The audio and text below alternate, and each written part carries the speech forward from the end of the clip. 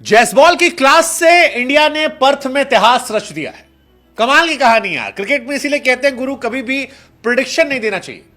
Cricket अनिश्चितताओं का खेल है और ये क्रिकेट ने फिर साबित किया, क्योंकि इंडिया जब ऑस्ट्रेलिया टूर पर जा रही थी तो सारी दुनिया ने कहा था, खासतौर पर ऑस्ट्रेलिया के सारे दिग्गजों ने कहा था कि इंडिया 5-0 से हारेगी। पर्थ तो ये मानकर बैठे थे कि हारे ही हारेगी, लेकिन केएल राहुल और जायसवाल इन्होंने कहा रुको जरा, सब्र करो। माना पहले इनिंग में थोड़ा कहानी अलग थी, लेकिन अब जब पिच पलटी है तो हम तुमको दिखाएंगे क्रिकेट खेला कैसे जाता है।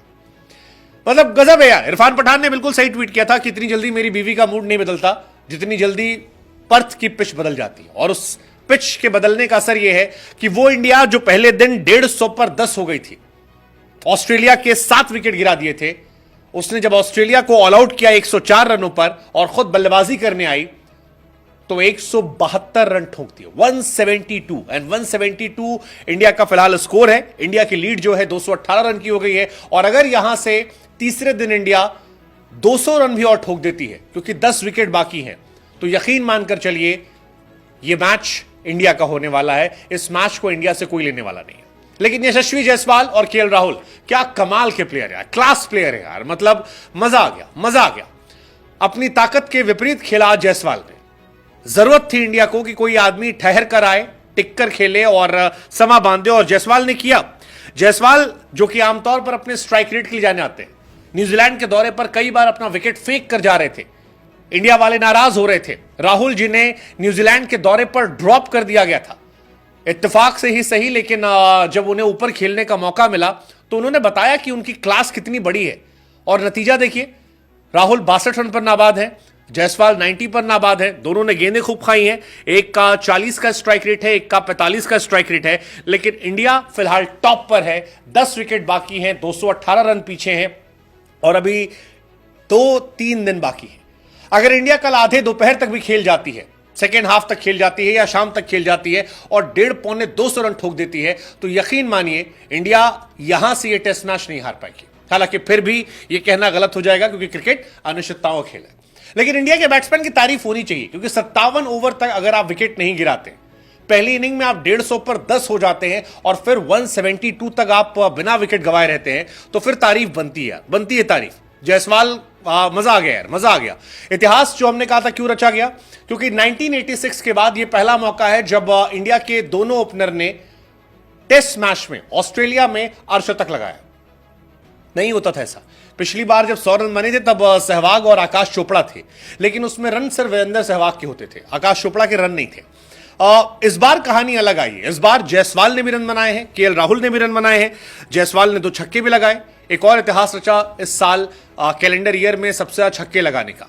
उधर केएल भी कमाल है यार। KL Rahul, Jaiswal became the first Indian opening player जिसने 100 रन की पार्टनरशिप की है 2004 के बाद। 2004 जिसका जिक्र मैंने किया, उस वक्त आकाश चोपड़ा और वीरेंद्र सहवाग ओपनर हुआ करते थे।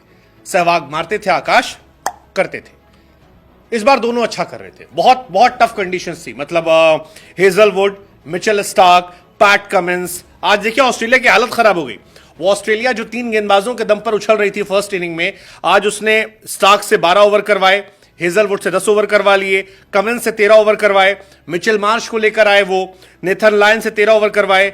बाद में लाबुशेन और ट्रेविस हेड को भी ट्राई कर लिया कि भाई सब कर लो, लेकिन कोई फर्क नहीं पड़ा, कोई फर्क नहीं पड़ा।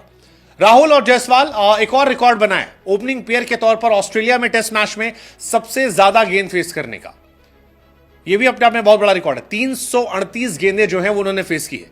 इससे पहले वसीम जाफर और दिनेश कार्तिक ने 2007 में किया था 337 गेंद। मनोज प्रभाकर, रमन के नाम था 270 गेंद।